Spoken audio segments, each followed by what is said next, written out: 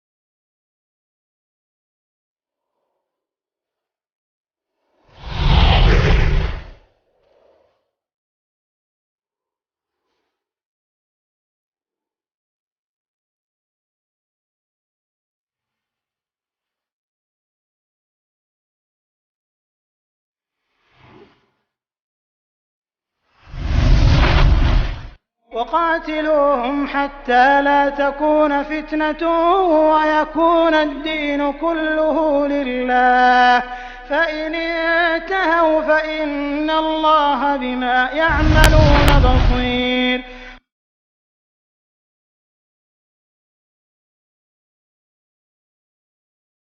السلام عليكم ورحمة الله وبركاته. إن الحمد لله نحمده ونستعينه ونستغفره ونعوذ بالله من شرور أنفسنا ومن سيئات أعمالنا، من يهده الله فلا مضل له ومن يضلل فلا هادي له، وأشهد أن لا إله إلا الله وحده لا شريك له، وأشهد أن محمدا عبده ورسوله. يا أيها الذين آمنوا اتقوا الله حق تقاته ولا تموتن إلا وأنتم مسلمون. يا أيها الناس اتقوا ربكم الذي خلقكم من نفس واحدة وخلق منها زوجها وبث منهما رجالا كثيرا ونساء، واتقوا الله الذي تساءلون به والأرحام إن الله كان عليكم رقيبا. يا أيها الذين آمنوا اتقوا الله وقولوا قولا سديدا يصلح لكم أعمالكم ويغفر لكم ذنوبكم، ومن يطع الله ورسوله فقد فاز فوزا عظيما. أما بعد، فإن خير الحديث كتاب الله، وخير الهدي هدي محمد صلى الله عليه وسلم، وشر الأمور محدثاتها، وكل محدثة بدعة، وكل بدعة ضلالة، وكل ضلالة في النار. حضرات گرامی، اللہ رب العزت کا بے انتہا شکر و احسان ہے کہ جس کی توفیق اور مدد سے سیرت رسول کا مبارک سلسلہ جو ہم نے آج سے تقریباً 16-17 دن قبل شروع کیا تھا، اب دھیرے دھیرے اختتام کو پہنچ رہا ہے. ہم نبی کریم صلی اللہ علیہ وسلم کی مدنی زندگی کے بارے میں سنا رہے تھے، یعنی آپ کی وہ زندگی جو مدینے میں گزری تھی. اور ہم نے بتایا تھا کہ مدینے کی زندگی کا بیشتر حصہ نبی کریم صلی اللہ علیہ وسلم کا جنگوں میں گزرا. 10 سال کی مدت میں چھوٹی بڑی جنگیں جو ہوئیں تو اہل علم اور سیرت نگار کہتے ہیں کہ تقریباً 80 سے زائد جنگیں عہد مدنی میں ہوئیں. اور کل کے درس میں ہم نے 2 غزووں کا تذکرہ جو ہے کیا تھا، غزوہ احد اور غزوہ احزاب، جسے غزوہ خندق بھی کہا جاتا ہے. اور آج کے درس میں 3 سریوں کا ذکر. کیا فرق ہے غزوہ اور سریہ میں؟ اہل علم کہتے ہیں کہ نبی کریم صلی اللہ علیہ وسلم جس جنگ میں بنفس نفیس شریک ہوں، آپ کی قیادت اور آپ کی کمانڈنگ میں جو جنگ لڑی جائے اسے غزوہ کہتے ہیں عموماً اکثر.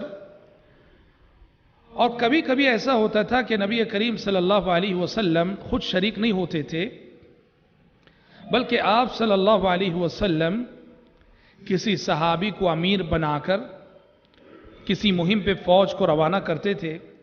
उमूमन सीरत निगार ऐसी जंग को सरिया कहते हैं।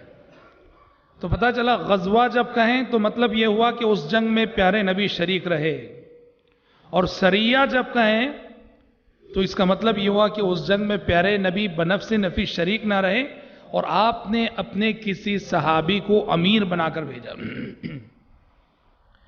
और जब कभी नबी करीम सल्लल्लाहु अलैहि वसल्लम किसी सहाबी को अमीर बनाकर भेजते थे किसी सरिये पर, जिहाद के लिए, जंग के लिए, क़िताल के लिए, तो उन्हें नसीहत करते थे, वसीयत करते थे। पहली नसीहत ये करते कि देखो, जंग शुरू करने से पहले, लड़ाई का आगाज करने से पहले तुम कुफ्फार को इस्लाम की तरफ बुलाना और इस्लाम की दावत देना। अगर वो इस्लाम कबूल कर लेते हैं तो फिर तुम्हें उनसे जंग करने की इजाजत नहीं है, रुक जाना। दूसरा ऑप्शन यह था कि अगर तुमने दावत दी और उन्होंने इस्लाम कबूल नहीं किया, इनकार कर दिया, तो दूसरा ऑप्शन यह रखो कि ठीक है, तुम अपने दीन पे बाकी रह सकते हो, मगर इस्लामी मुल्क को, मुस्लिम हुकूमत को साल में एक मरतबे जिजिया दे देना। अगर ये कबूल कर लेते हैं तो भी उनसे तुम्हें जंग करने की इजाजत नहीं, परमिशन नहीं। देखो जिजिया क्या है, साल में एक मरतबे ली जाती है रकम उन गैर मुस्लिमीन से जो मुस्लिम कंट्री में रहते हैं, मुस्लिम मुल्क में रहते हैं, मुस्लिम मुल्क की मातहती में रहते हैं, उनसे साल में एक मरतबे ये रकम ली जाती है। और आमतौर पे जिजिये को यूं पेश किया जाता है, हमारे जो गैर मुस्लिम, बहुत सारे दानिश्वरान जो गैर मुस्लिम हैं, वो इस गलत फहमी के शिकार है कि इस्लाम जुल्म करता है, हमसे जिजिया लेता है। नहीं, अल्लाह अकबर, इस्लाम गैर मुस्लिमीन से साल में एक मरतबे जिजिया लेता है, और बहुत मामूली रकम, मामूली रकम, ज्यादा भी नहीं, 10 दिरहम। अच्छा, उसमें भी बूढ़ों से जिजिया नहीं लिया जाएगा, बूढ़ों के लिए माफ। बच्चों से जिजिया नहीं लिया जाएगा, बच्चों के लिए माफ। जी, ऐसे लोग जो कमाने की ताकत नहीं रखते, माजूर, उनसे जिजिया नहीं लिया जाएगा, उनके लिए माफ। और फिर सोचो तो सही, इस्लामी हुकूमत गैर मुस्लिमीन से जिजिया लेती जरूर है, लेकिन जिजिया लेकर इन गैर मुस्लिमीन को कितना बड़ा बदला देती है। क्या बदला देती है? गैर मुस्लिमीन को सिक्योरिटी फराहम करती है। जो गैर मुस्लिम हुकूमत को जिजिया दे दे, उस गैर मुस्लिम की जान की हिफाजत करना तमाम मुसलमानों की जिम्मेदारी, उस गैर मुस्लिम के माल की हिफाजत करना तमाम मुसलमानों की जिम्मेदारी, उस गैर मुस्लिम की इज्जत और आबरू की हिफाजत करना तमाम मुसलमानों की जिम्मेदारी। ऐसा गैर मुस्लिम जो मुस्लिम हुकूमत को जिजिया देता हो, अगर ऐसे गैर मुस्लिम को कोई मुसलमान नुकसान पहुंचाए, हदीसों में सख्त वईद है। प्यारे नबी ने फरमाया सल्लल्लाहु वसल्लम अलैहि, मन क़तल मुआहिदा लम यरिह राइहतल जन्नह व इन्न रिहहा लयूजदु मिन मसीरति 40 आमा। आपने फरमाया, जो मुसलमान किसी ऐसे गैर मुस्लिम को कत्ल करे जो जिजिया देता हो, जिसको मुस्लिम हुकूमत ने अमान दे रखा हो, ऐसे गैर मुस्लिम को कोई मुसलमान कत्ल करे तो वो मुसलमान जन्नत की खुशबू भी नहीं पाएगा। कितना इंसाफ है, देखिए जी। सऊदी हुकूमत है, मसलन सऊदी हुकूमत वीज़ा देती है, सऊदी हुकूमत एक नॉन मुस्लिम को, एक अंग्रेज को, एक यहूदी को, क्रिश्चियन को, किसको भी कहो, वीज़ा देती है। ये वीज़ा क्या है? एक तरह का आहद है, एक तरह का वादा है, एक तरह का मुआहदा है। अब वहां जाने के बाद चूंकि वो मुआहिद हो गया, मुस्लिम हुकूमत से उसका अहद व पैमान हो गया, उसकी जान व माल की हिफाजत करना मुस्लिम हुकूमत की जिम्मेदारी है। इसलिए बाज़ हमारे वो नौजवान जो तशद्दुद के रास्ते पे चले गए, गलत अफकार व नज़रियात के शिकार हो गए, اور نعوذ باللہ وہاں کہا کہ سعودی حکومت میں رہنے والے امریکیوں کا خون حلال ہے اور بم بلاسٹ کر کے ان کو مارنے ان کو شوٹ کرنے کی کوشش کیے. اہل علم نے سختی کے ساتھ اس گمراہ کن نظریے کی تردید کی اور کہا کہ یہ لوگ سب اس وعید کی زد میں آتے ہیں کہ من قتل معاہدا لم يرح رائحة الجنہ وإن ريحها ليوجد من مسيرة 40 عاما. جو مسلمان کسی ایسے غیر مسلم کو قتل کرے جسے مسلم گورنمنٹ نے امان دے رکھا ہو، جسے مسلم گورنمنٹ نے ویزا دے رکھا ہو، جو مسلم گورنمنٹ کو جزیہ دیتا ہو، کسی ایسے غیر مسلم کو قتل کرنے والا مسلمان وہ جنت میں جانا تو چھوڑو، پیارے نبی کہہ رہے ہیں ایسا مسلمان جنت کے قریب بھی نہیں جا سکتا، جنت کی خوشبو بھی نہیں پا سکتا، حالانکہ جنت کی خوشبو 40 سال کی مسافت سے سونگی جا سکتی. تو یہ دوسری بات تھی، سیکنڈ آپشن تھا. پیارے نبی کہتے ہیں کسی بھی امیر کو جہاد کے لیے بھیجتے پہلے اسلام کی دعوت دینا، سامنے والوں کو نہیں قبول کر دیں ٹھیک، سیکنڈ آپشن رکھو جزیہ دینا، جزیہ دینے بھی راضی ہو جاتے ہیں تو پھر ان سے لڑنے کی اجازت نہیں. اگر وہ نہ اسلام قبول کرتے ہیں نہ جزیہ دینے تیار ہوتے ہیں تب اللہ کا نام لو اور ان سے لڑو. یہ تعلیمات آپ صلی اللہ علیہ وسلم کی ہوا کرتی تھی. بہرحال یہ چونکہ غزوات اور سریوں کی بات چل رہی ہے تو ضمناً میں نے یہ بات بتا دی. حضرات کل کے درس میں عہد مدنی کے 2 بڑے غزوے 2 بڑی جنگوں پر روشنی ڈالی گئی تھی، غزوہ احد اور غزوہ احزاب. آج کے درس میں آپ کے سامنے انشاءاللہ تعالی عہد مدنی کی 3 جنگوں پر روشنی ڈالوں گا، اور یہ تینوں جنگیں جو ہے سریہ کہلاتی ہیں، یعنی یہ ایسی جنگیں تھیں جس میں پیارے نبی بنفس نفیس شریک نہ ہوئے تھے، بلکہ آپ نے اپنے کسی صحابی کو کمانڈر بنا کر، امیر بنا کر ان کی ماتحتی میں فوجیں روانہ کی. آج کی جن 3 جنگوں کا تذکرہ آج کے درس میں انشاءاللہ ہونے جا رہا ہے اس میں سب سے پہلا سریہ ہے جسے سیرت کی کتابوں میں سریۃ الرجیع کے نام سے جانا گیا، لکھا گیا ہے. سریہ رجیع، رجیع جو ایک مقام کا نام، ایک جگہ کا نام ہے. کیا ہے یہ سریہ رجیع؟ پیارے نبی کی خدمت میں کچھ لوگ آئے اور آ کر انہوں نے کہا کہ اللہ کے نبی ہمارے یہاں اسلام پھیل رہا ہے، تو جو لوگ اسلام لا رہے ہیں ان کی تربیت کے لیے کچھ داعی بھیجیے، کچھ مبلغ بھیجیے. تو پیارے نبی نے ان کی درخواست قبول کر کے 10 صحابہ کو روانہ کیا، اور یہ 10 صحابہ کی جو فوج تھی ان کا امیر عاصم بن ثابت رضی اللہ عنہ کو بنایا گیا. اور آپ کو معلوم ہونا چاہیے پیارے نبی صحابہ کو جب بھی کسی بھی مہم کے لیے روانہ کرے اس جماعت کا ایک امیر مقرر کرتے تھے. سفر پہ جب بھی جاؤ 2-3 آدمی بھی کیوں نہ رہے، اپنے میں سے ایک کو امیر بنانا اور سفر بھر اس کی اطاعت کرنا. یہ پیارے نبی کی سنت مہجورہ ہے جو ہم سے چھوٹی ہوئی ہے. وہ بزنس کا سفر ہو، وہ جہاد کا سفر ہو، کوئی بھی سفر ہو، پیارے نبی کی سنت تھی صلوات اللہ وسلم علیہ، آپ امیر بنا کر بھیجتے تھے. تو یہاں پیارے نبی نے عاصم بن ثابت رضی اللہ عنہ کو امیر بنایا. ان 10 صاحب ہوا یہ کہ لوگ جاتے رہے یہاں تک کہ جب رجیع نامی مقام پہ پہنچے تو قبیلہ حذیل کے لوگوں نے ان صحابہ کے ساتھ غداری کر دی، اور غداری کر کے تقریباً حذیل کے 100 تیر انداز ان 10 صحابہ کو گھیر لیے.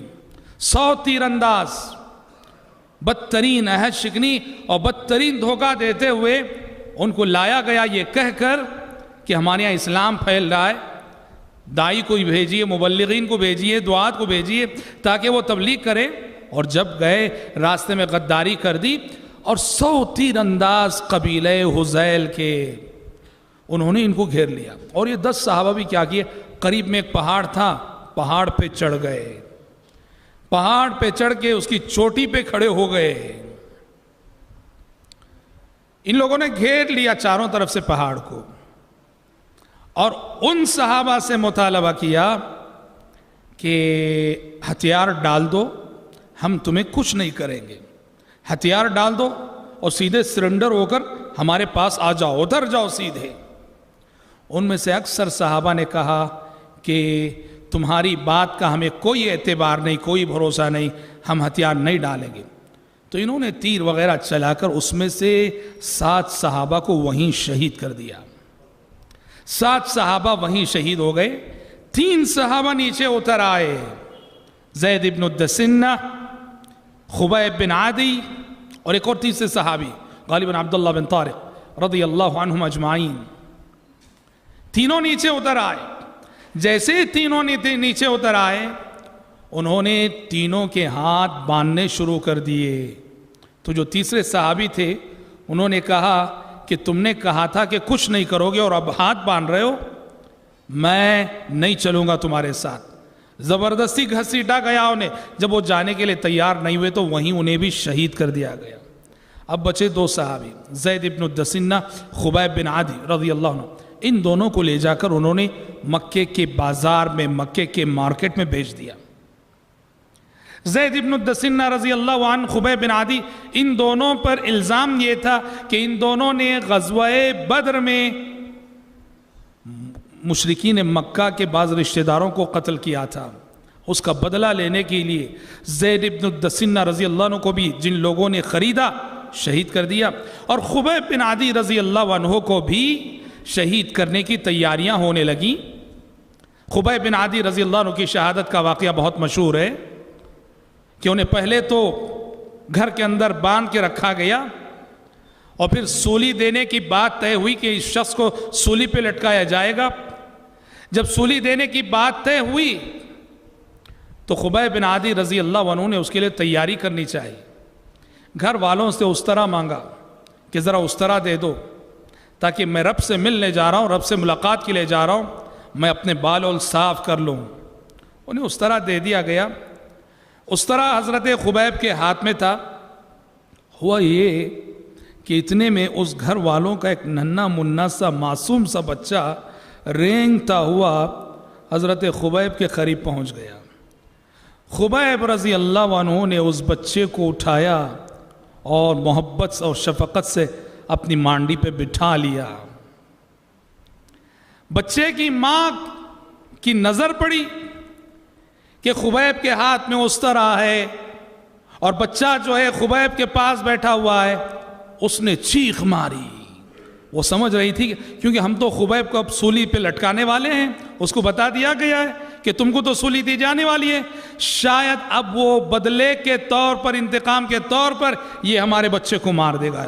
بچے کی ماں نے آواز دی، چیخ ماری۔ ہو خبیب رضی اللہ عنہ نے کہا، نادان عورت، کیا تو یہ سمجھتی ہے کہ تم لوگوں کے ظلم و ستم کا بدلہ میں اس معصوم بچے سے لوں گا؟ مسلمان کبھی ایسا نہیں کیا کرتا، مسلمان کبھی ایسا نہیں کیا کرتا۔ کیا اخلاق ہے میرے بھائی۔ صلوات رضی اللہ عنہ وارضاہ، خبیب بن عادی رضی اللہ عنہ محبت اور شفقت کا ہاتھ اس بچے پر اسی طرح پھیرتے رہے اور پھر اس بچے کو اس کی ماں کے حوالے کر دیا۔ خبیب بن عادی رضی اللہ عنہ کو سولی پہ لٹکانے کی تیاریاں ہو رہی ہیں، اور خود اس گھر والوں کا بیان ہے کہ ہم دیکھا کرتے تھے کہ خبیب انگور کھا رہے ہیں۔ حالانکہ یہ ان دنوں کی بات ہے، پورے مکے میں کہیں انگور نہیں ملتے تھے، انگور نہیں پائے جا رہے تھے، اور ہم دیکھا کرتے تھے کہ خبیب روزینہ انگور کھا رہے ہیں۔ یہ وہ غیبی غذا تھی جس کا انتظام اللہ تعالیٰ نے خبیب رضی اللہ عنہ کے لیے کیا تھا، اور اس کی شہادت خود اس گھرانے کی ایک خاتون جو آگے چل کے مسلمان ہو گئی، مسلمان ہونے کے بعد اس گھرانے کی ایک خاتون نے شہادت دی، میں نے اپنی آنکھوں سے وہ انگور دیکھے ہیں جو خبیب کھایا کرتے تھے، حالانکہ اس وقت مکے میں کہیں ایک انگور نہیں پائی جاتی تھی۔ اللہ رب العالمین کی جانب سے انتظام تھا اس جلیل القدر صحابی کے لیے جو اللہ کے راستے میں اپنی جان لٹانے کی تیاری کر رہے تھے۔ خبیب رضی اللہ عنہ کو سولی پر لٹکانے کے لیے تنعیم لایا گیا۔ تنعیم جو حرم سے باہر ایک مقام ہے، عرب کے لوگ حدود حرم کا پاس و لحاظ کرتے تھے۔ تنعیم لایا گیا اور تنعیم لا کر سولی پر لٹکانے کی تیاری ہوئی۔ خبیب رضی اللہ عنہ سے پوچھا گیا آخری خواہش۔ خبیب بن عادی رضی اللہ عنہ نے کہا کہ آخری خواہش کیا ہے؟ آپ پڑھیے، وہ مجرمین جو سزائے موت پاتے ہیں، ہندوستان کی جنگ آزادی میں ہزاروں لوگوں کو سزائے موت دی گئی، اور پہلے سے یہ قانون رہا ہے کسی بھی مجرم کو سزائے موت دینے سے پہلے پوچھا جاتا ہے تمہاری آخری خواہش کیا ہے، اور وہ جو بھی کہتا ہے اس کی آخری خواہش پوری کی جاتی ہے۔ عام طور پہ ہر مجرم یہ کہتا ہے میری آخری خواہش یہ ہے کہ میں اپنے بیوی بچوں سے مل لوں، عام طور پہ یہی، میں اپنے ماں باپ سے مل لوں، میں اپنے بھائی بہنوں سے مل لوں۔ ہاں، کوئی کہتا کہ فلاں غذا کھا لوں، الگ الگ خواہشات۔ ہاں، خبیب بن عادی رضی اللہ عنہ جب ان سے پوچھا کہ تمہاری آخری خواہش کیا ہے، آپ جانتے ہیں انہوں نے کیا کہا؟ میری آخری خواہش ہے کہ 2 رکعت نماز پڑھ لوں۔ دیکھو، نماز کی عبادت سے قلبی تعلق، قلبی لگاؤ، نماز سے ایسا شغف، نماز بس ایک رسم، ایک روایت کے طور پر نہیں، نماز سے قلبی تعلق ہونا چاہیے، گہرا لگاؤ ہونا چاہیے۔ خبیب رضی اللہ عنہ نے کہا کہ 2 رکعت نماز پڑھ لوں، یہی بس میری آخری خواہش ہے۔ اجازت دے دی گئی، گئے 2 رکعت نماز پڑھے، مختصر نماز پڑھی، اور آ کے کہنے لگے کہ لوگوں، زندگی کی آخری نماز پڑھ رہا تھا، زندگی کا آخری سجدہ کر رہا تھا، دل تو کر رہا تھا کہ یہ نماز طویل سے طویل تر رہے، یہ نماز لمبی سے لمبی کروں میں، لیکن اے کافرو، میں نے اس ڈر سے، اس خوف سے نماز مختصر پڑھی ہے کہ کہیں تم یہ نہ کہنے لگ جاؤ کہ خبیب نے موت کے ڈر سے نماز لمبی کر دی ہے۔ اللہ اکبر۔ یہ وہ پہلے صحابی ہیں کہ جنہوں نے موت سے پہلے 2 رکعت پڑھنے کی سنت کو قائم کیا، یہیں سے سنت چل پڑی۔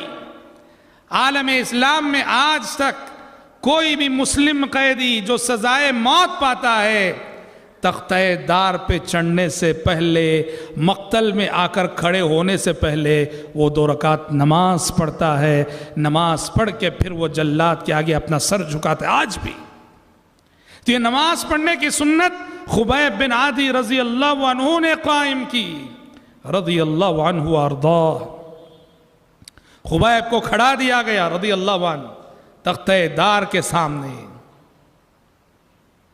اور ان پہ ایک بدماش نے وار کیا، نیزے سے حملہ کیا، اور نیزے کی تکلیف دینے کے بعد، چبھن دینے کے بعد اس نے پوچھا کہ خبیب، اب تو تمہارا من یہ کرتا ہوگا کہ تمہاری اس جگہ محمد ہوتے اور کاش کہ تم چھوٹ جاتے، تمہارا من کر رہا ہوگا نا؟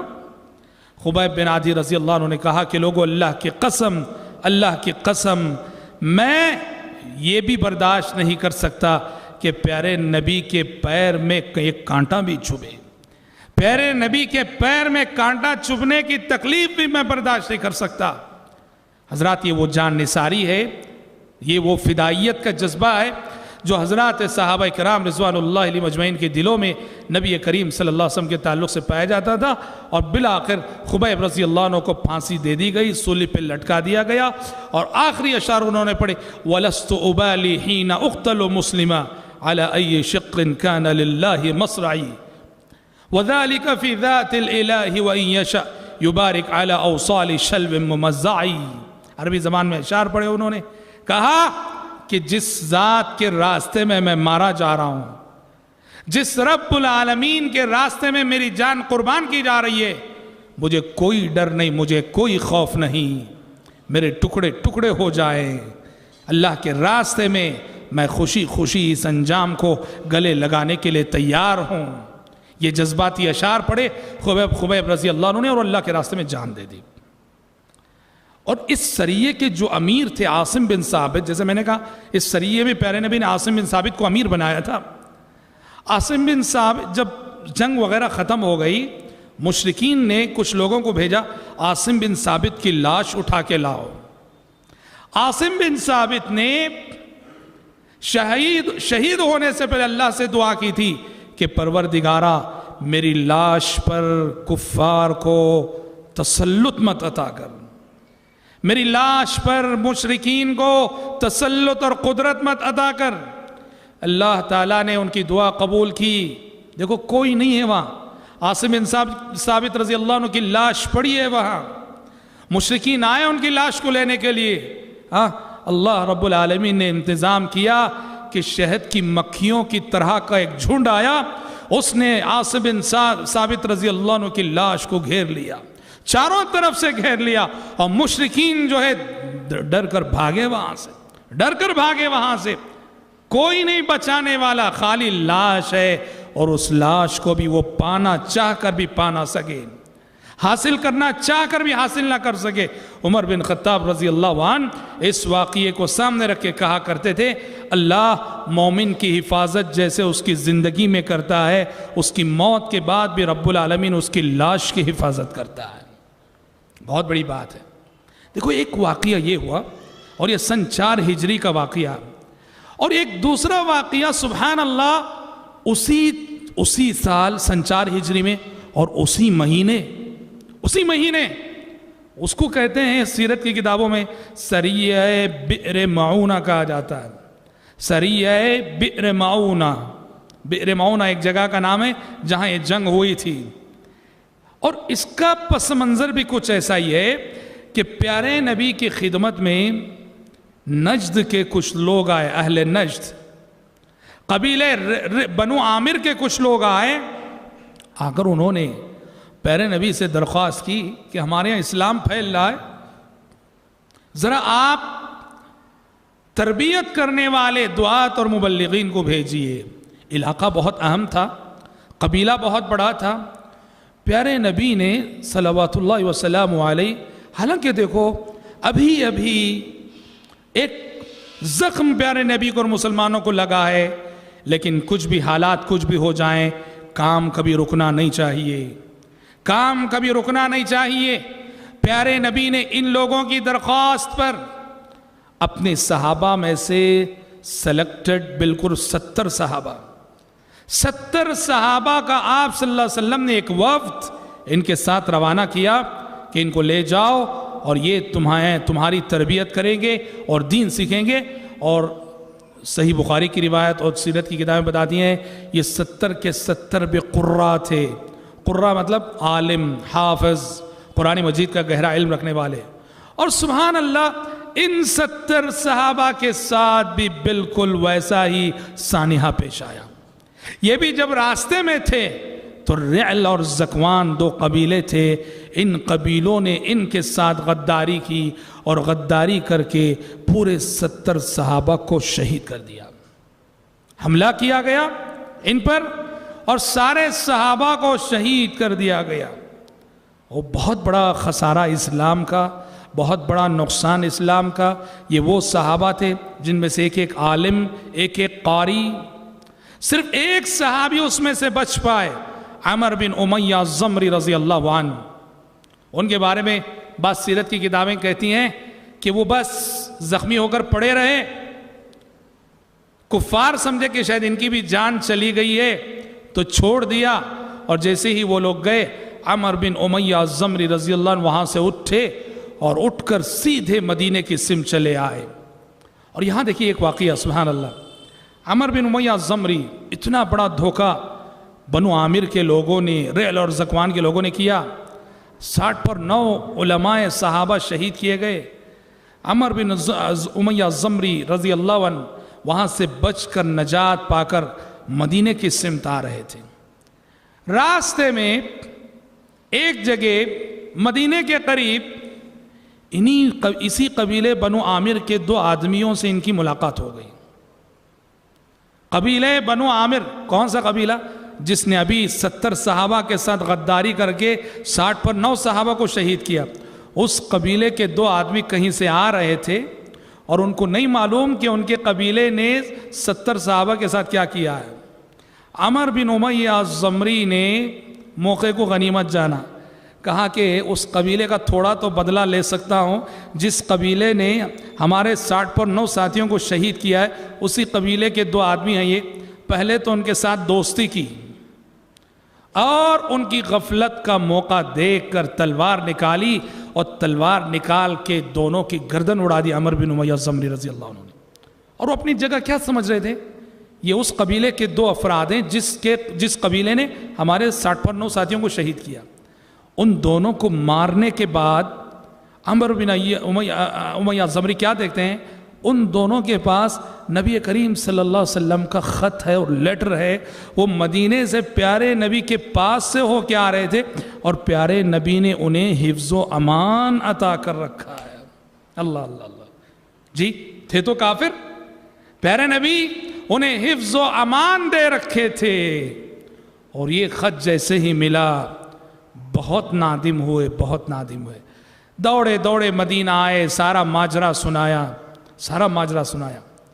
قربان جائیے نبی کریم صلی اللہ علیہ وسلم کے اس عدل و انصاف پر. جس قبیلے بنو عامر نے آپ کے تقریباً 70 صحابہ کو شہید کیا, اس قبیلے کے 2 کافروں کا جب قتل ناحق ہو گیا, پیارے نبی نے ان دونوں کی دیت ادا کی اس قبیلے کو. اللہ اکبر. خون بہا, جیسے میں نے کل کے درس میں ذکر کیا, اس زمانے میں ایک انسانی جان کی قیمت ہوتی تھی 100 اونٹ. پہلے زمانے جاہلیت میں 10 اونٹ ہوتی تھی دیت, بعد میں 100 اونٹ کر دی گئی. کوئی ناحق کسی انسان کی جان لے لے, اس کا بدلہ یہ ہے کہ مقتول کے رشتہ داروں کو 100 اونٹ دے دیے جائیں. پیارے نبی نے چونکہ عمر بن امیہ زمری سے قتل ہو گیا, غلط فہمی کے تحت صحیح, پیارے نبی نے باقاعدہ ان 2 جانوں کی دیت, ان 2 جانوں کا خون بہا, اس قبیلے بنو عامر کو عطا کیا. اور بنو نذیر یہودیوں پر جب ہم گفتگو کریں گے انشاءاللہ, ہمارا ایک محاضرہ خالص یہودیوں پر ہوگا, اس میں ہم بتائیں گے انہی 2 مقتولوں کی دیت لینے کے لیے آپ یہودیوں کے پاس گئے تھے, جب یہودیوں نے آپ پر نعوذ باللہ چٹان گرانے کی کوشش کی, اور وہی سبب بنا یہودیوں کے ساتھ ایک جنگ کا, جیسا کہ ہم انشاءاللہ تعالی آگے بحث کریں گے. یہ 2 واقعے پیارے نبی کو بہت گہرا صدمہ پہنچا. ایک تو سریہ رجی اور ایک سریہ بیر معونہ. آپ کے صحابہ کی قیمتی جانیں گئیں, بہت دکھی ہوئے, بہت غمزدہ ہوئے, اور تقریباً 1 مہینہ قنوت نازلہ پڑھتے رہے آپ صلی اللہ علیہ وسلم. 1 مہینہ ان قبائل پر بددعا کرتے ہوئے فجر کی نماز میں آپ قنوت نازلہ پڑھتے رہے. اور حضرات, ان دونوں واقعات میں جو اصل سمجھنے کی جو بات ہے وہ کیا ہے جانتے ہیں؟ سوچو کہ پیارے نبی نے حضرت عاصم بن ثابت کی قیادت میں 10 صحابہ کیوں روانہ کیے, اور یہ 70 قراء کو کیوں روانہ کیا؟ مقصد تھا کہ جو لوگ اسلام میں آ رہے ہیں ان کی تربیت کرنا. میں اس پہ اصل گفتگو کرنا چاہتا ہوں. دیکھو یہ بات یاد رہے کہ الحمدللہ ثم الحمدللہ ہمارے ملک ہندوستان میں دعوت کا کام تو ہو رہا ہے, کافی ہندو مسلمان ہو رہے ہیں بفضل تعالی, کافی کرسچن مسلمان ہو رہے ہیں, مگر افسوس کے ساتھ کہنا پڑتا ہے کہ یہ جو ہمارے بھائی جو ریورڈ برادرز ہیں, ان کی تربیت کا ہمارے پاس کوئی مستحکم نظام نہیں ہے. ہم کلمہ پڑھا کے انہیں چھوڑ دیتے ہیں, ان کی تربیت نہیں کرتے ہیں, اور یہ بہت بڑی غلطی ہے. پیارے نبی نے جو 70 صحابہ 10 صحابہ جو شہید ہوئے, اسی مہینے پھر 70 صحابہ اپنے روانہ کیے, کیونکہ تربیت کا مسئلہ تھا. جو لوگ اسلام میں آ رہے ہیں ان کی تربیت کرنی تھی, انہیں علم دینا تھا, انہیں پڑھانا تھا, انہیں سکھانا تھا, انہیں توحید کا سبق, آخرت کیا چیز ہے, رسالت کیا چیز ہے, جی نماز کا طریقہ کیا ہے. تربیت بہت ضروری ہوتی ہے میرے بھائی. اور آپ سیرت رسول میں دیکھیں گے پیارے نبی تربیت کا بڑا اہتمام کرتے تھے. مدینے میں پہلی جب سن 10 نبوت میں 6 لوگوں سے مدینے کی آپ کی ملاقات ہوئی, وہ 6 مسلمان ہو گئے. پیارے نبی نے فوراً مدینے میں تربیت کے لیے ایک داعی کو بھیج دیا. وہ کون تھے؟ مصعب بن عمیر رضی اللہ عنہ. مصعب بن عمیر رضی اللہ عنہ مدینہ پہنچے اور وہاں اسلام لانے والوں کی تربیت کرتے رہے.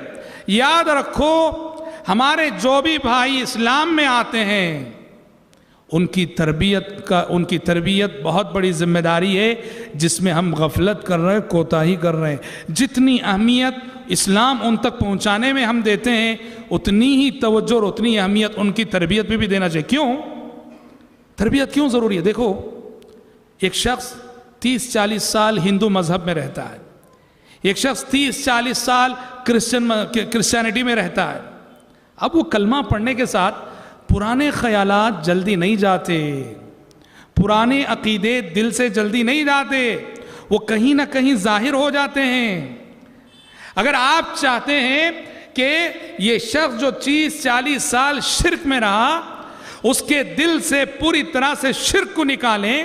کلمات تو ضرور پڑھ لیا صحیح، توحید کو جب تک اچھی طرح نہیں سمجھائیں گے، توحید کی حقیقت کو جب تک آپ اچھی طرح دل میں نہیں بٹھائیں گے، وہ کہیں نہ کہیں وہ چیزیں ظاہر ہو. دیکھو اس کی ایک مثال، اللہ اکبر، حدیثوں میں بہت بڑی مثال ہے اس کی.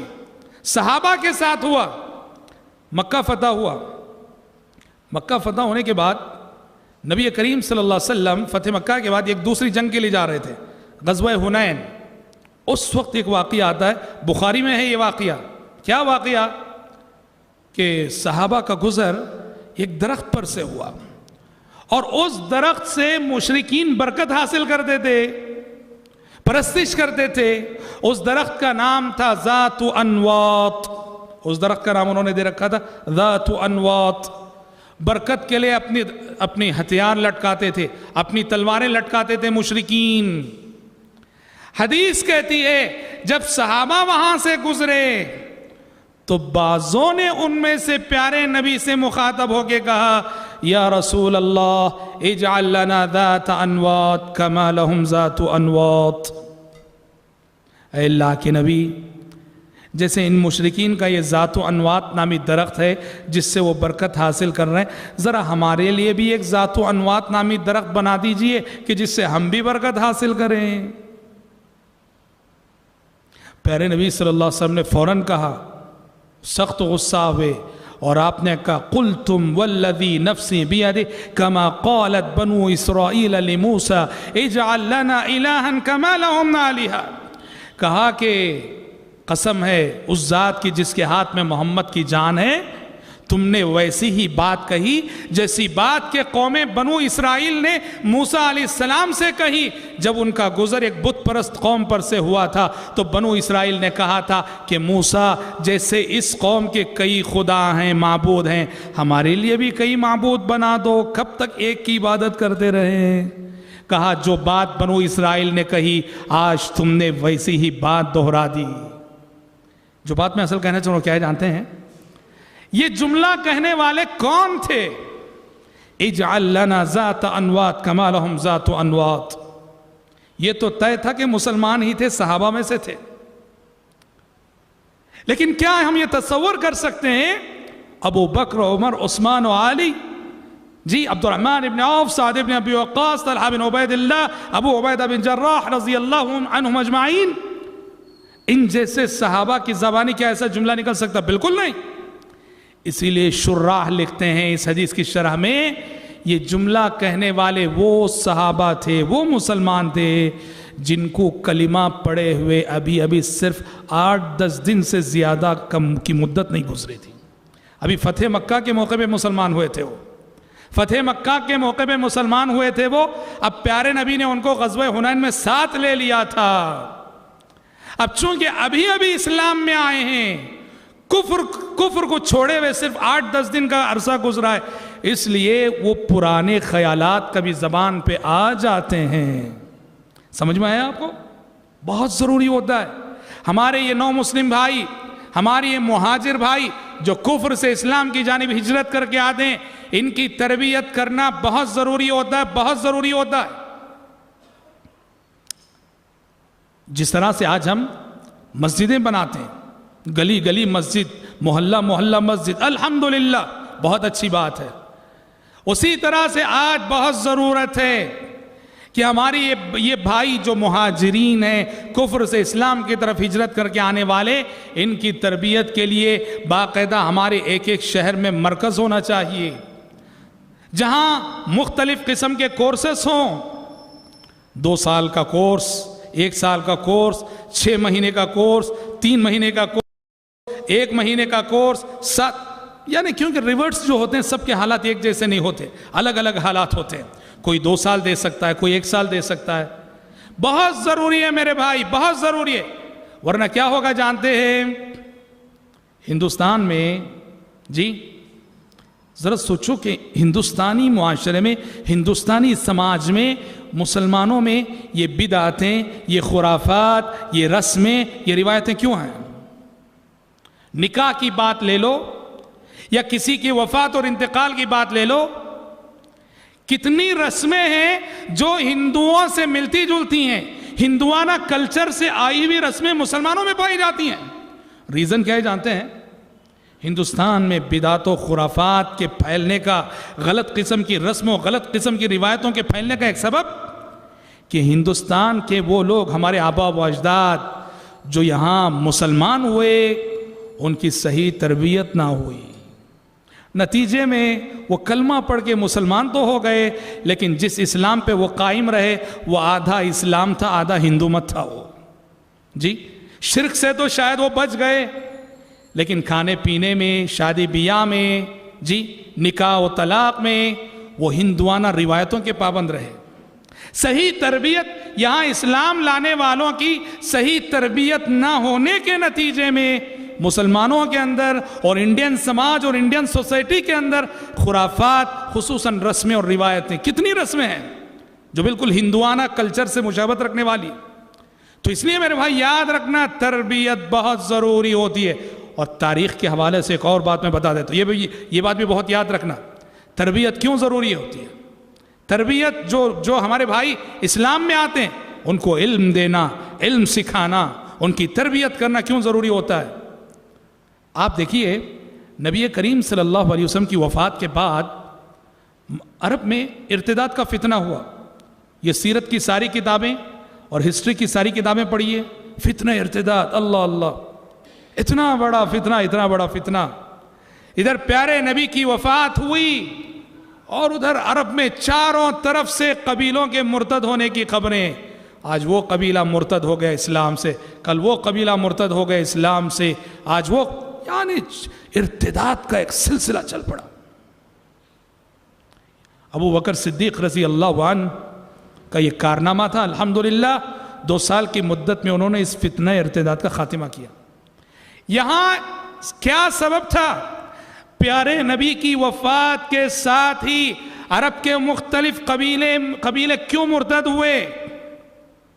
دیکھو یہ بات یاد رکھنا، ارتداد کا سبب یہ تھا کہ یہ سب قبیلے وہ قبیلے تھے جو بالکل نبی کریم صلی اللہ علیہ وسلم کے آخری دور میں مسلمان ہوئے تھے۔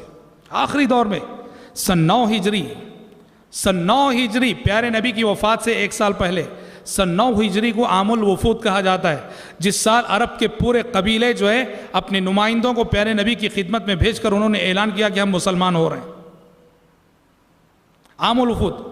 تو لہٰذا یہ وہ لوگ تھے جو بالکل آخری عہد نبوت میں اسلام قبول کیے تھے، بالکل آخری عہد نبوت میں، اور ان کو پیارے نبی کی صحبت زیادہ نصیب نہیں ہوئی تھی۔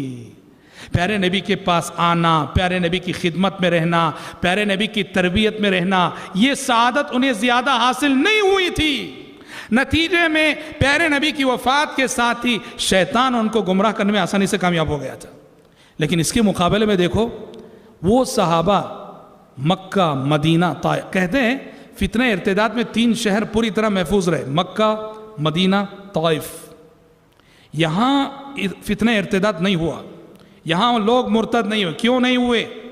اس لیے کہ یہاں جو رہنے والے صحابہ تھے وہ ڈائریکٹ نبی کی تربیت میں تھے، بار بار نبی سے ملنے کا شرف انہیں حاصل ہوتا تھا، نبی کریم صلی اللہ علیہ وسلم کی تربیت کا شرف انہیں حاصل تھا۔ پیارے نبی سے قریب ہونے کی وجہ سے فتنہ ارتداد ان میں جو ہے جگہ نہ بنا سکا۔ لیکن دوسرے عرب میں تو لہٰذا سوچو کتنا اہم ہوتا ہے یہ جو 2 واقعہ ہم نے پڑھے، سریہ رجی اور سریہ بیر معونہ، ان دونوں واقعات میں جو صحابہ شہید ہوئے، پہلے واقعے میں 10 صحابہ، دوسرے واقعے میں 70، یہ وہ صحابہ تھے جن کو پیارے نبی نے ریورس مہاجرین کی تربیت کے لیے بھیجا تھا، جو اسلام میں آ رہے تھے ان کی تربیت کے لیے۔ اس لیے یاد رکھنا کہ یہ کرسچن کو کلمہ پڑھا دینا جتنا اہم ہے، ایک ہندو کو کلمہ پڑھا دینا جتنا اہم ہے، اس سے زیادہ اہم یہ ہے کہ اس کو بتایا جائے کہ صحیح اسلام کیا ہے۔ اور نہ آپ دیکھو ہندوستانی سماج میں کتنے غیر مسلم ہیں، ہاں مسلمان ہو کر جی وہ جو ہے بریلوی ہے، مسلمان ہو کر وہ قبر پرست ہے، پہلے وہ مندروں میں جھکتا تھا اب جا کے مزاروں میں جھک رہا ہے۔ ایسے اسلام کا کوئی فائدہ ہے؟ ضروری ہوتا ہے کہ جو بھی کلمہ پڑھتے ہیں صحیح اسلام، سچے اسلام کا تعارف ان کے سامنے جو کرایا جائے۔ حضرات، تیسری اور آخری جنگ جس کا تذکرہ بالاختصار آج کے درس میں میں 5-7 منٹ میں آپ کے سامنے کر دوں گا، یہ ہے سریہ موتا۔ سریہ موتا، موتا جو ہے یہ بالکل شام کا ایک علاقہ، اور یہاں کرسچنوں کی حکومت تھی، اور یہ بھی ایک جنگ تھی جس میں پیارے نبی شریک نہ ہوئے تھے۔ جنگ کا سبب یہ تھا، اور یہ پہلی جنگ ہے، یہ پہلی جنگ ہے جہاں مسلمانوں نے کرسچنوں کو فیس کیا، لڑا، کرسچنوں سے لڑا۔ اب تک جو بھی جنگیں ہوئی تھیں، اور یہ سن 8 ہجری میں ہوئی تھی جنگ، یہ اس سے پہلے جتنی جنگیں ہوئیں یا تو کفار اور مشرکین سے ہوئیں یا تو یہودیوں سے ہوئی۔ سریہ موتا پہلا موقع ہے جس میں مسلمانوں نے جنگ کے میدان میں کرسچنوں کو فیس کیا، اور سبب یہ تھا پیارے نبی نے حارث بن عمیر الازدی رضی اللہ عنہ کو اپنا سفیر بنا کر دعوت اسلام کا خط اور لیٹر دے کر بھیجا تھا وہاں کے حکمران کو پہنچانے کے لیے۔ ہوا یہ کہ وہ اس علاقے میں ہرقل بادشاہ کا جو گورنر تھا، اس نے حارث بن عمیر الازدی رضی اللہ عنہ کو شہید کر دیا، اور اس زمانے میں سفیر کو قتل کرنا بہت بڑا جرم سمجھا جاتا تھا۔ گویا پیارے نبی کے سفیر کو شہید کر دیا گیا، تو پیارے نبی نے اس کا انتقام لینے کے لیے فوج تیار کی 3000 کی تعداد میں، 3000 کی تعداد میں۔ اور اللہ اکبر، ہم آپ کو بتائیں اس 3000 کا مقابلہ کرنے کے لیے جو فوج کرسچنوں کی جانب سے کتنی تھی، کرسچن مشرک سب مل کر تقریباً 2 لاکھ، 2 لاکھ کی تعداد میں۔ حیرت انگیز جنگ اور حیرت انگیز معرکہ عہد نبوت کا، جہاں 3000 صحابہ نے اور 2 لاکھ کا مقابلہ کیا، 2 لاکھ کا سامنا کیا تھا۔ اور سبحان اللہ، صلوات اللہ وسلام علیہ۔ دیکھو پیارے نبی کی عادت تھی، پیارے نبی ہمیشہ کسی بھی جنگ میں صرف ایک امیر بناتے تھے، ایک امیر، کہ یہ جنگ گزار رہے ہیں فلاں صاحب امیر ہوں گے۔ لیکن اس جنگ میں خلاف معمول آپ نے 3 امیر بنائے، 3 امیر بنائے۔